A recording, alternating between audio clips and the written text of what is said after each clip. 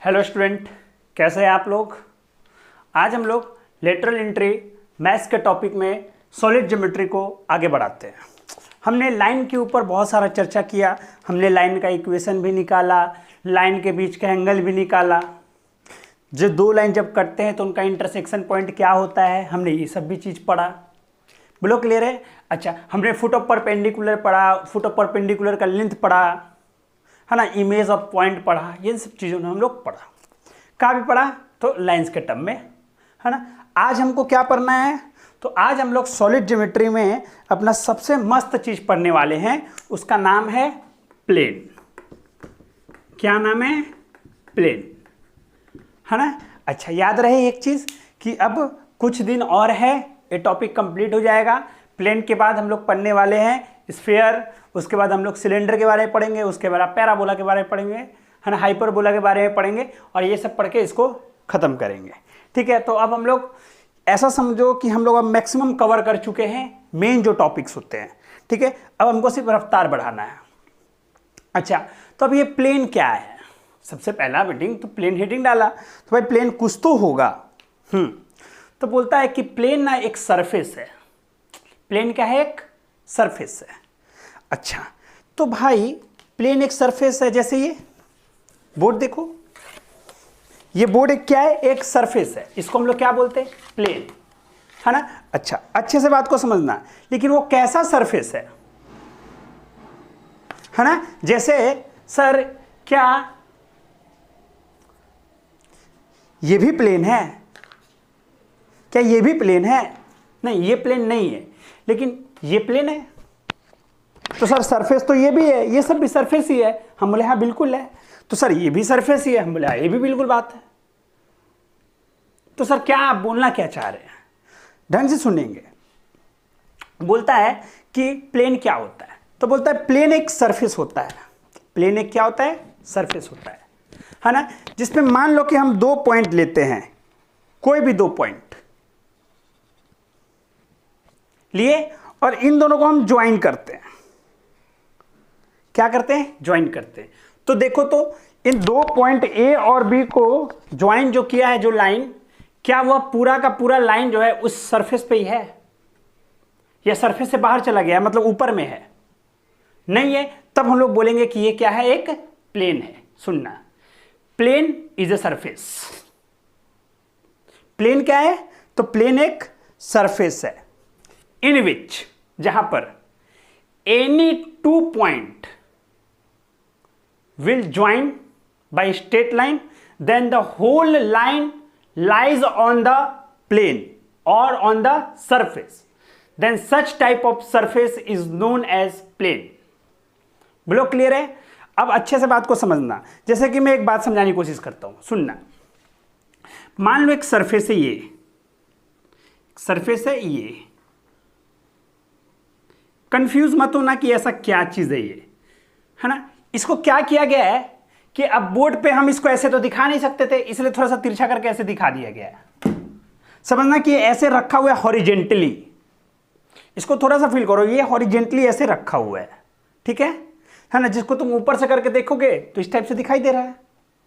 अगर तुम इसको ऊपर से देखोगे तो ऐसे ही तो दिखाई देगा ना। तो ये एक प्लेन है ना। अच्छा सुनना, मान लेते हैं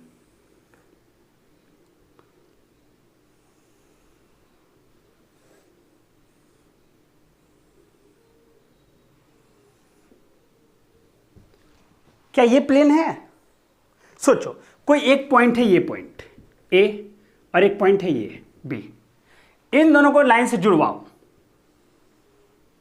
जुट गया। यहां भी एक पॉइंट ए और यहां पर एक पॉइंट है बी। इन दोनों को लाइन से जुड़वाओ, या यहां ये जुड़वाओ, सी AC को जुड़वा दो। देखो तो क्या ये जो लाइन है जो ए और बी को ज्वाइन किया, वो लाइन क्या सरफेस पे ही है? हाँ है। तो सारा का सारा तो सरफेस पे ही तो लाइन है वो। तो हम लोग बोलेंगे कि एक प्लेन है। AC भी है। लेकिन सोचो, अगर मैं इस AB को जोड़ता हूं तब तो ये प्लेन है, लेकिन क्या मैं इस अगर AC को अगर जोड़ दूं तो क्या सारा का सारा सरफेस, जो सारा का सारा लाइन है, वो क्या सरफेस पे है? सरफेस से क्या हो गया? बाहर हो गया है। तो ये प्लेन नहीं है। तो प्लेन ये है।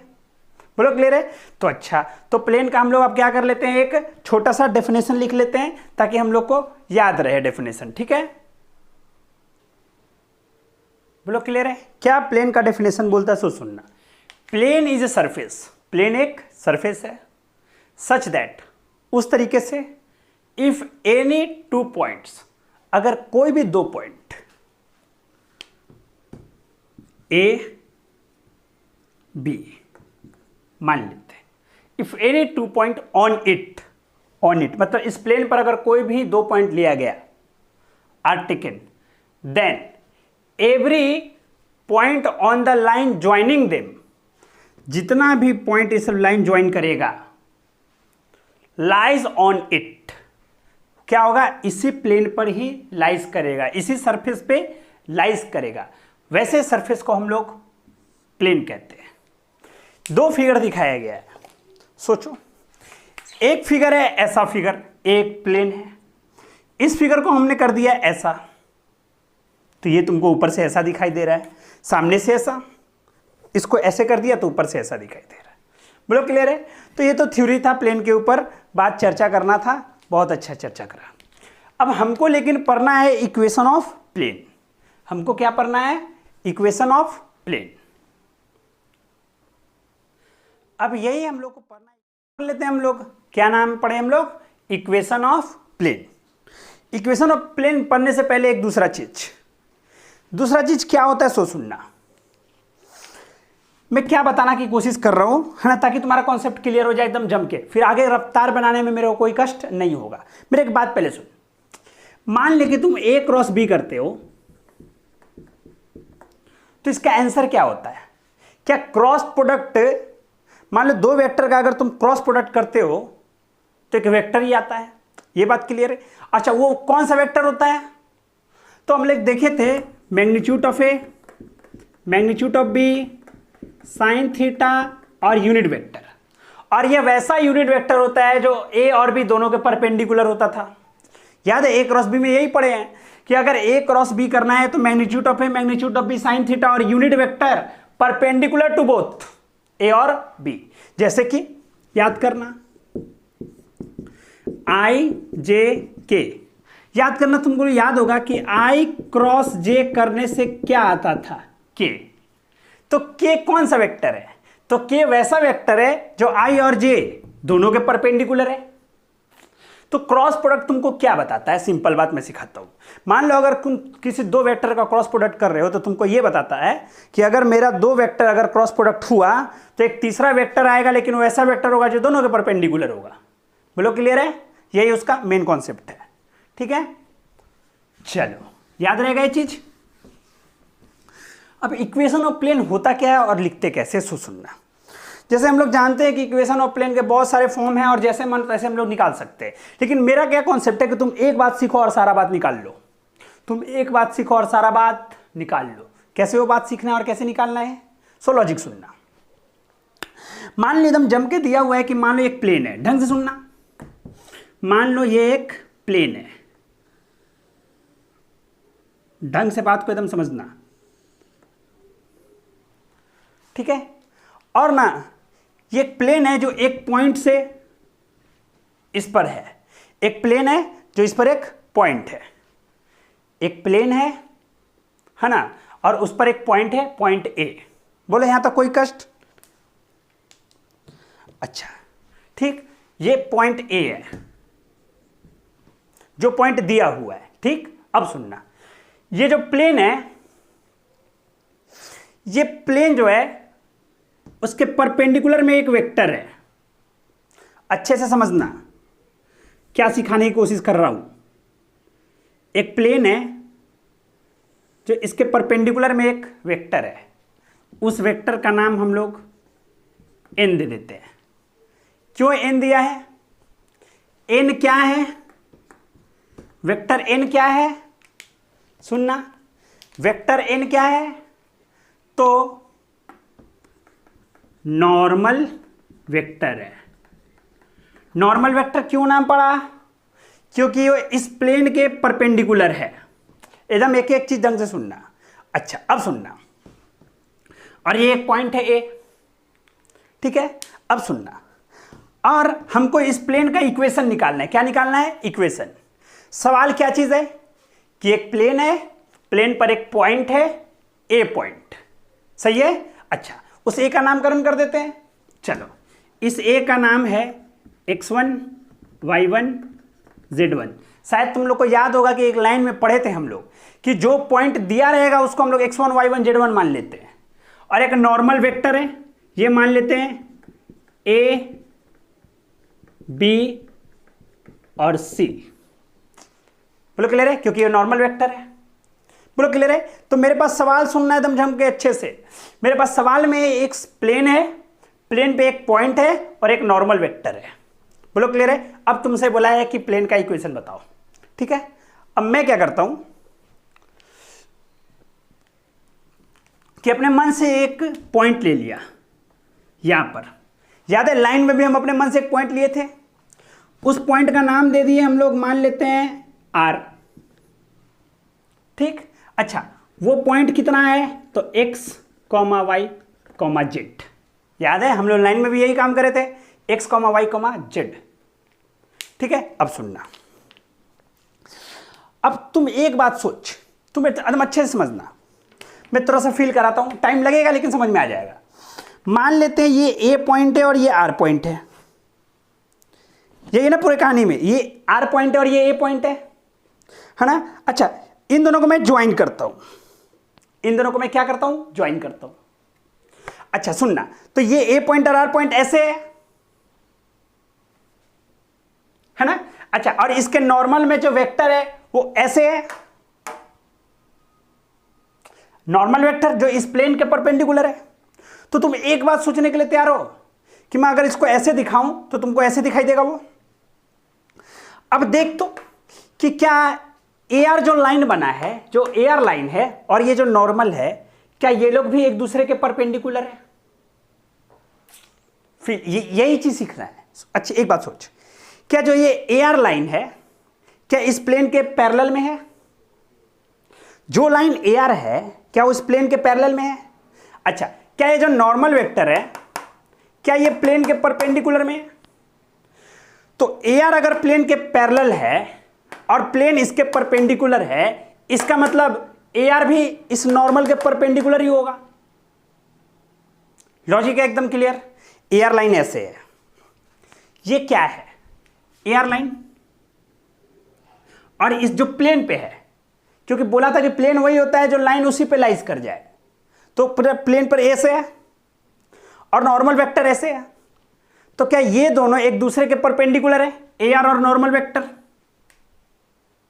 बोलो क्लियर है? अच्छा, तो हम लोग ऐसा लिख सकते हैं कि AR परपेंडिकुलर टू, मान लेते हैं AR वेक्टर के फॉर्म में लिखते हैं, AR is perpendicular to normal vector n, लिख सकते हैं। अच्छा सोचना, तो इसका मतलब AR है कितना? AR है कितना? तो क्या हम लोग AR को ऐसा लिख सकते हैं? ढंग से सुनते रहना एकदम। AR जो है मेरा, उसको हम लोग AR वेक्टर लिख सकते हैं। तो क्या ऐसा लिखा जाएगा? AR vector dot normal vector. क्या ये जीरो होगा? अगर AR वेक्टर जो है वो n वेक्टर के अगर परपेंडिकुलर है तो इन दोनों का जो डॉट प्रोडक्ट होगा वो कितना होगा? जीरो। अच्छा, AR कितना होगा? AR कितना होगा? तो AR वेक्टर अच्छे से सुनना, AR वेक्टर को लिख सकते हैं OR vector minus OA vector और dot n vector is equal to zero. अच्छा, एक क्षण के लिए OR वेक्टर को हम वेक्टर R वेक्टर मान लेते हैं और OA वेक्टर को हम वेक्टर A वेक्टर मान लेते हैं, dot n vector is equal to zero. Last line, अच्छे से बात को समझना है, इसका डॉट इसके साथ R dot n vector minus A dot n vector is equal to zero. अब सुनना, A वेक्टर तो दिया हुआ है x1 y1 z1, ये तो क्वेश्चन में दिया रहेगा, और नॉर्मल वेक्टर भी क्वेश्चन में दिया रहेगा। तो इन दोनों का डॉट प्रोडक्ट करोगे तो कोई एक नंबर आएगा, तो इसको लिख सकते हैं ऐसा, r dot N vector minus d is equal to 0। मान लेते हैं कि a dot N is equal to d कोई नंबर आया। अच्छा, इसका मतलब r vector dot N vector is equal to d. ये होता है इक्वेशन ऑफ प्लेन। डरना नहीं है मेरे दोस्त, एकदम नहीं डरना है।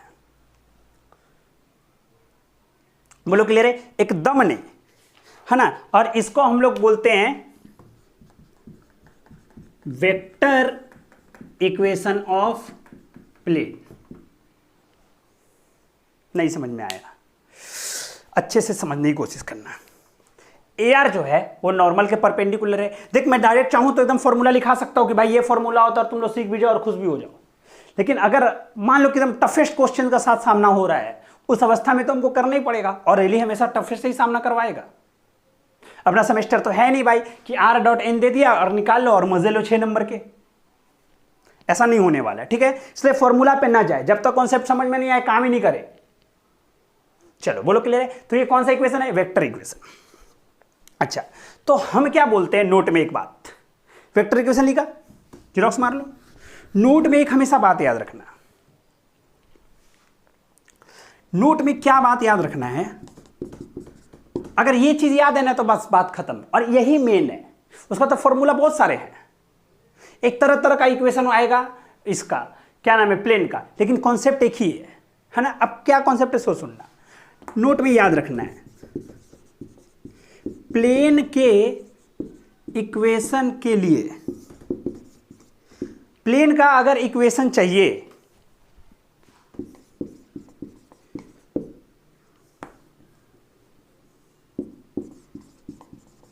नॉर्मल वेक्टर, है ना, नॉर्मल वेक्टर और फिक्स्ड पॉइंट का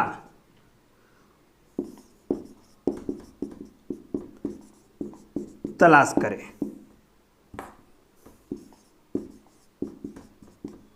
बस अगर ये चीज याद है ना तो हो जाएगा। क्या क्या चाहिए? एक चाहिए प्लेन का इक्वेशन के लिए नॉर्मल वेक्टर, ये जो इस प्लेन के क्या होना चाहिए, नॉर्मल मतलब परपेंडिकुलर, और एक फिक्स पॉइंट होना चाहिए, ए पॉइंट। ठीक है, अगर ये काम हो गया तो पूरा का पूरा समझो कि इक्वेशन ऑफ प्लेन खत्म। अगर ये बात तुम समझने के लिए तैयार हो तो मैं एक एक टाइप फॉर्म करा दूंगा बस इसी बेसिस पे, और यकीन मानो बहुत ही आसान हो जाएगा। नहीं क्लियर है? ठीक है, चलो रफ्तार पकड़ते हैं थोड़ा सा। ठीक है, तो ये कौन सा इक्वेशन हुआ? Vector equation. अच्छा, अब हम लोग बात करते हैं कार्टेशियन इक्वेशन की। ये कौन सा इक्वेशन हुआ? Vector equation. अब कौन सा equation? Cartesian equation. Cartesian equation of plane. Cartesian equation में होता क्या था? तो आई जे के नहीं होता था और बाकी सब। अच्छा, एक्स वेक्टर, आर वेक्टर कितना होगा देखो तो, आर वेक्टर लिखो तो ऐसा लिखा हुआ है are dot N is equal to d. अच्छा सुनना, ये वेक्टर कितना है? X i y j z के है, डॉट एक एक चीज समझा रहा हूं। नॉर्मल वेक्टर कितना है? Normal vector A I B J C K, और ये है कितना? Is equal to D. Dot product करो, X B Y plus C Z is equal to D. This is the equation of plane.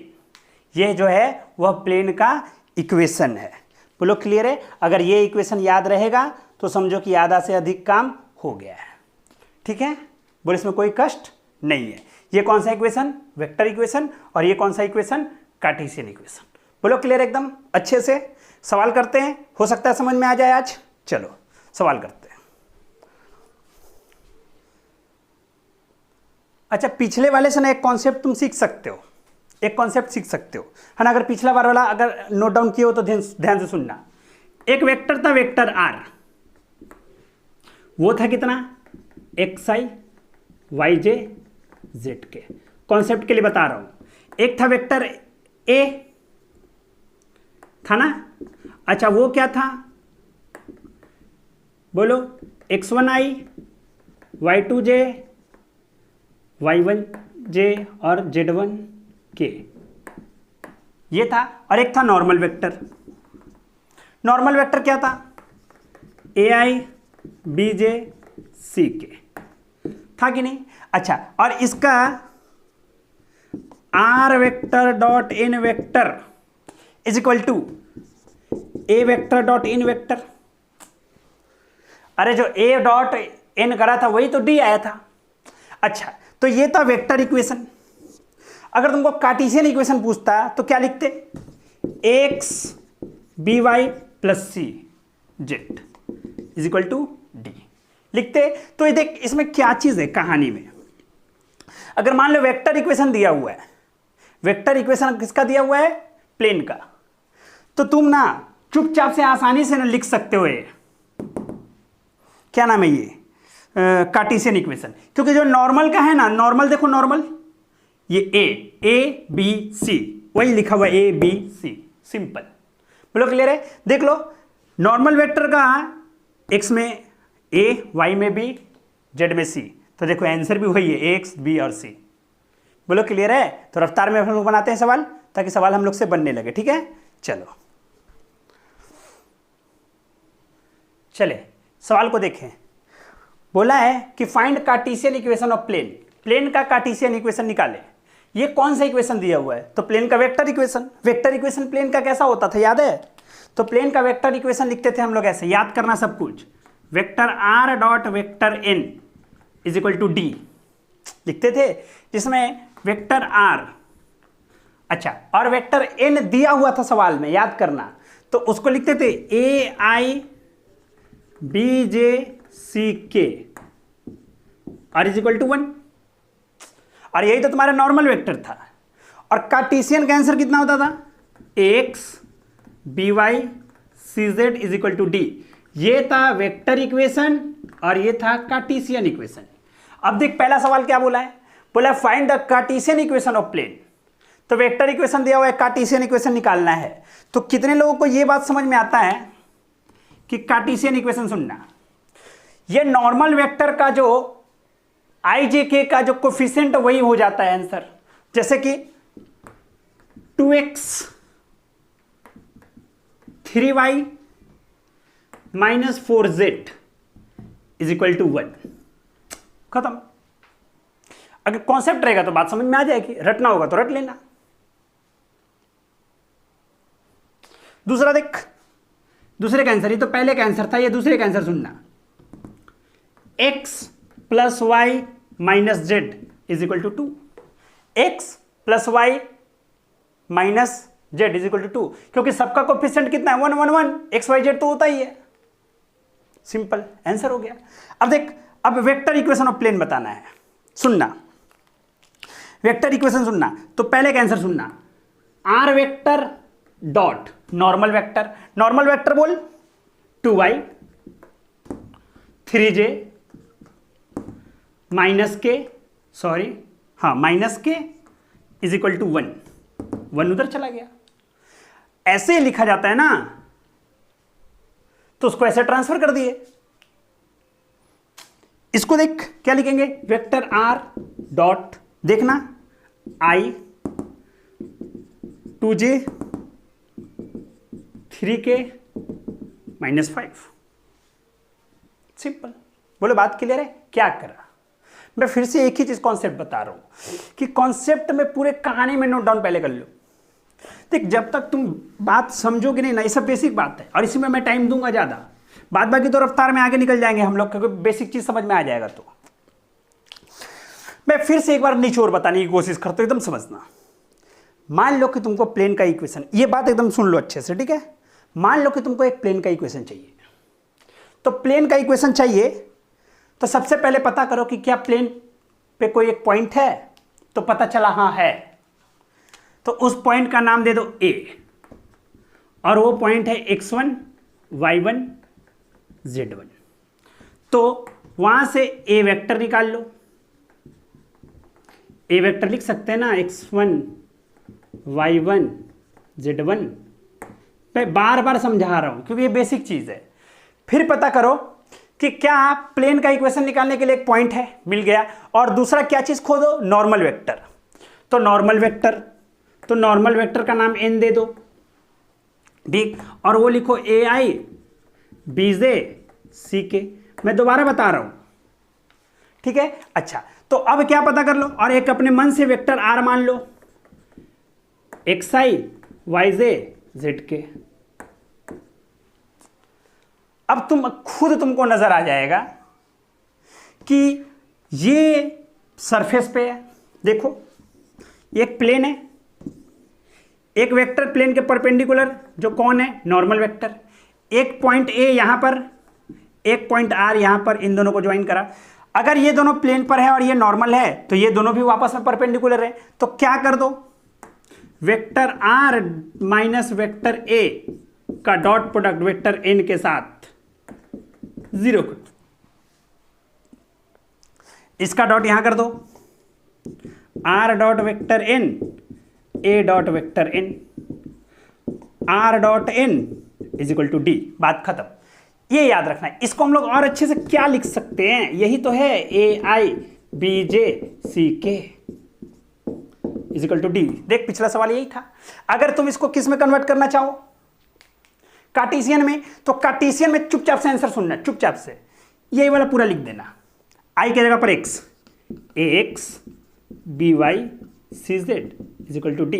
एक cartesian equation हो गया। बोलो clear है, और आगे बढ़े, चलो आगे बढ़ते हैं ना। चले ढंग से देखे सवाल को और अच्छे से बात को समझने की कोशिश करेंगे, कोई रफ्तार में एकदम अच्छे ढंग से समझेंगे। पहला सवाल है एकदम इजी वे में करेंगे ताकि अगला हर सवाल बने एकदम, है ना। सबसे पहले क्या चीज बोला है, तो बोला कि find the equation of plane. चलो प्लेन इक्वेशन बोला है, चलो बना देते प्लेन, एकदम ढंग से सुनना। प्लेन बन गया भाई, चलो मस्त वाला प्लेन हो गया, थोड़ा इधर उधर होगा प्लेन से तो टेंशन नहीं लेना, ठीक है। चलो प्लेन बन गया, ठीक है। चलो तो अब मेरे को याद करना कि प्लेन में क्या क्या चाहिए। तो एक चाहिए पॉइंट जो प्लेन है ना, मतलब इस प्लेन पर वो पॉइंट होना चाहिए, और दूसरा चाहिए इसके परपेंडिकुलर में वेक्टर। अगर ये मिल जाएगा तो प्लेन का इक्वेशन मिल जाएगा, ठीक है। चलो खोजते हैं।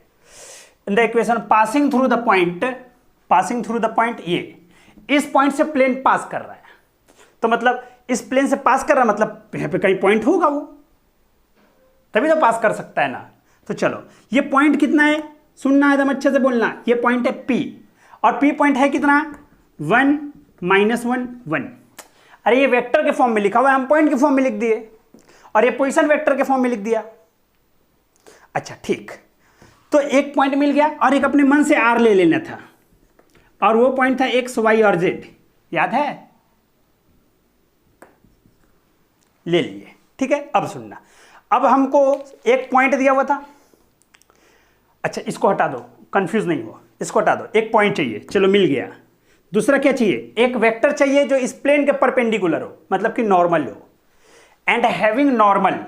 अच्छा, और इस प्लेन का जो नॉर्मल वेक्टर है, ये वेक्टर नॉर्मल वेक्टर कितना है, सो सुनना, 2y 3j 4k। बोलो क्लियर है, नॉर्मल वेक्टर मिल गया तो काम हो ही गया, और एक अपने मन से R मान लो, x y और z। अच्छा अब सुनना, रफ काम वही, इन दोनों को ज्वाइन कर दो। ये दोनों इस प्लेन पर हैं, ऐसे समझना, a और b ऐसे है, इस प्लेन पर है, और एक नॉर्मल वेक्टर ऐसे है। इसका मतलब ये ए बी के भी परपेंडिकुलर है, कौन, नॉर्मल, पिछली बार की तरह। इसका मतलब ये बात हम लोग एकदम खुल के बोल सकते हैं कि जो हम लोग ऐसा बोल सकते हैं कि ये जो है पी आर जो है वो परपेंडिकुलर है नॉर्मल वेक्टर का, क्योंकि यही तो तुम्हारा नॉर्मल वेक्टर है। अगर ये ऐसा है तो लिख सकते हैं पी आर का डॉट प्रोडक्ट एन वेक्टर के साथ क्या होना चाहिए, 0। चलो पी आर बोलो, तो पी आर को लिख सकते हैं vector are minus vector P और dot vector N is equal to 0 बोल सकते हैं। चलो सुनना, vector are dot vector N minus vector P dot vector N. अब तुम लोग रफ्तार है तो मेरे को बोलना, नहीं तो फिर मत बोलना, मेरे को रफ्तार होना चाहिए तुम लोग के पास। अच्छा, अगर मैं बात करूं आर डॉट एन करते हैं और पी डॉट एन, एक बात अच्छे से सोच, ऐसा लिख सकते हैं R minus P vector, sorry ये R minus N vector, minus नहीं डॉट है, आर डॉट एन वेक्टर और पी डॉट एन वेक्टर। अब R dot P, R dot N बोलते हैं, आर डॉट, आर कितना होता है ये है और एन ये है, तो डॉट करना है तो कितना लिखोगे 2x लिखोगे, नहीं समझ में आया।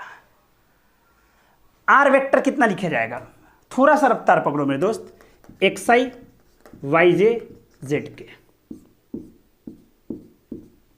है ना, मैं इसको सिंपल में भी सिखा दूंगा। एन वेक्टर बोलो तो एन वेक्टर है 2i 3j minus k is equal to, p vector बोलो i minus j k dot, N vector बोलो 2i 3j के, लिख दिए, रफ्तार बनाओ अब, बोलो dot 2x 3y minus Z, इधर सुनना 2 माइनस 3 माइनस 1, बोलो 2x 3y माइनस जेड, अच्छा इज इक्वल टू +2 लिख सकते हो, नहीं मन है मत लिखो, ये तो लिख ही सकते हो, ये इक्वेशन आ गया। लेकिन मैंने सारा का सारा कॉन्सेप्ट यूज करा है, मैं क्या बार बार बोल रहा हूं, मैं एक ही बात बोल रहा हूं कि प्लेन का इक्वेशन चाहिए तो एक पॉइंट खोज लो और एक परपेंडिकुलर वेक्टर खोज लो, बस काम खत्म। देखो मेरे को एक पॉइंट मिला, एक परपेंडिकुलर वेक्टर मिला, हम क्या कर दिए कि एक अपने मन से आर पॉइंट मान लिया और इसका डॉट क्या कर दिए, 0 कर दिए, क्योंकि ये लोग प्लेन पर हैं तो इसका मतलब ये लाइन और ये लाइन परपेंडिकुलर होगा, ये वेक्टर और ये वेक्टर परपेंडिकुलर होगा, और परपेंडिकुलर के लिए बीच का एंगल 90 डिग्री, मतलब डॉट प्रोडक्ट 0। बोलो क्लियर है एकदम अच्छे से, चलो और देखते हैं आगे, ये तो सिंपल बात हो गया। चलो दोस्त आ जाओ, इसको थोड़ा सा बना दो सब। क्या बोला है, find the equation of plane passing through the point. अच्छा पॉइंट दे दिया है, वेक्टर के फॉर्म में है, तो क्या हुआ, इक्वेशन ऑफ प्लेन, फटाफट बोलते चलना, पिछले बार रफ्तार कराया था, इस बार थोड़ा सा रफ्तार में बढ़ेंगे, इजी वे में, बहुत अच्छा से। एक पॉइंट दे दिया, मान लेते हो पॉइंट है ए, मेरा मन हम कुछ भी माने, ए पॉइंट, बोलो ए का कोऑर्डिनेट कितना दिया हुआ है 2 3 -1, अच्छा एक पॉइंट मिल गया। अब क्या चाहिए प्लेन का इक्वेशन के लिए, एक वेक्टर चाहिए जो परपेंडिकुलर होना चाहिए, किसका, प्लेन का, and perpendicular to the vector, मतलब एक इक्वेशन चाहिए प्लेन का जो परपेंडिकुलर है इस वेक्टर के, तो मतलब ये वेक्टर ऐसा होगा, और ये वेक्टर का नाम क्या है, एन वेक्टर। तो एन वेक्टर बोलो कितना है, तो कितना लिखा जाएगा 3i 4j 7k, हो गया खत्म। चलो अब सोचो कि अपने मन से एक पॉइंट आर मान लो, और आर है एक्स वाई और जेड, इन दोनों को ज्वाइन कर लो, तुम लोगों को पता चलेगा, क्या पता चलेगा कि ए आर जो है वह परपेंडिकुलर है नॉर्मल वेक्टर के। ये चीज तुमको समझ में आ रहा है कि नहीं, लाइन के अगर ये प्लेन है, अगर ये प्लेन है और इस पर एक लाइन है और ये एक वेक्टर है, तो अगर ये नॉर्मल के परपेंडिकुलर, सॉरी अगर ये प्लेन के परपेंडिकुलर है तो इसका मतलब वो लाइन के भी परपेंडिकुलर होगा, और अगर परपेंडिकुलर होगा तो इसका डॉट प्रोडक्ट क्या होगा, 0 होगा। तो इसका मतलब A R dot N vector is equal to 0। A R बोलो तो vector are minus vector A dot N is equal to 0। R A इसको लिख सकते हैं vector are dot vector N minus vector A dot vector N is equal to 0। Vector are dot vector N is equal to vector A dot vector N. Are dot N रफ्तार में बता सकते हो, चुपचाप से सुनना, आर डॉट एन कुछ करना ही नहीं है, आर को और इसको गुना करते जाओ और लिखते जाओ, सुनना 3x 4y 7z ठीक, अब सुनना, मैं एक लास्ट बात बदलता हूँ, ए डॉट एन, ए का और एन का डॉट करते जाओ, 6 12 -7। अरे ए वेक्टर को यही लिखोगे ना, 2i 3j -k, वही चीज तो लिखा हुआ है। अब सुन आंसर, 3x 4y 7z, और इधर टोटल हो गया कितना, 6 18 11।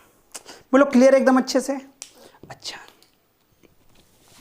अब मैं क्या सिखाना चाहता हूं सो सुनना, मैं क्या सिखाना चाह रहा हूं सो सुनना। ये तो तरीका हो गया सिस्टमैटिक वे में। फाइनलाइज करता हूं आंसर को, एकदम ढंग से सुन, ये लास्ट है।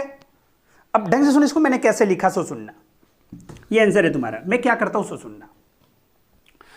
बोला है कि find the equation of plane passing through the point, passing through the point, ये वाला, and perpendicular to normal vector, ये वाला। ठीक है, तो मैं क्या करता हूं कि सबसे पहले ना इसको चुपचाप से ना मैं वेक्टर इक्वेशन लिख देता हूं। इसका पुल वेक्टर इक्वेशन होता था r dot vector N is equal to, वही चीज तो है ना, a vector dot N vector. मुद्दा तो यही है। अब मेरे को सवाल मिलता है तो मैं आंसर क्या लिखता हूं सो सुनना। मेरे को कार्टेशियन फॉर्म में बोलेगा, किसी के फॉर्म में बोलेगा तो हम लिख देंगे। कार्टेशियन फॉर्म में सोच मेरे को आंसर ये लिखना है, ठीक है, तो कार्टेशियन फॉर्म में मैं आंसर कैसे लिखता हूं सो सुनना। ये आंसर आया है तुम्हारा, मैं क्या करता हूं सो सुनना। मैं देखता हूं कि ये वेक्टर लिखता हूं, इस वेक्टर में क्या कर देता हूं, x y और z, x y और z कर देता हूं, तो यहां तक का इक्वेशन मिल जाता है। इक्वल टू में क्या करता हूं कि इन दोनों का डॉट निकाल देता हूं, मतलब सबका गुना, 6 प्लस 12 -7। देख सॉल्व करेंगे तो 11 आएगा। सवाल खत्म कर देता हूं। मैं अंतफल लिखने के चक्कर में नहीं हूं, मैं देख कुछ कर नहीं, एकदम दिमाग ही नहीं लगा रहा उल्टा सीधा। मैं चुपचाप से देख, अगर मेरे को ये वेक्टर आ गया, मान लो कि आंसर तो मेरा कार्टेशियन में आ गया, मान लो आंसर में ना दिया हुआ है वेक्टर के फॉर्म में, तो मैं क्या करने वाला हूं सो सुनना। वेक्टर आर और यही वाला डिटो जीरोक्स मार देने वाला हूं, 3i 4j 7k आया, कुछ आंसर नहीं लिखा। अच्छा, और क्या कर दिया, और इन दोनों का डॉट निकाल दिया, 11 रफ्तार में बना दिया सवाल। बोलो क्लियर है। चलो फिर यहां तक काम हो गया। नेक्स्ट क्लास में हम लोग फिर पढ़ेंगे इसी के ऊपर, या एक टाइप का इक्वेशन था, नेक्स्ट और पढ़ेंगे, ठीक है। चलो।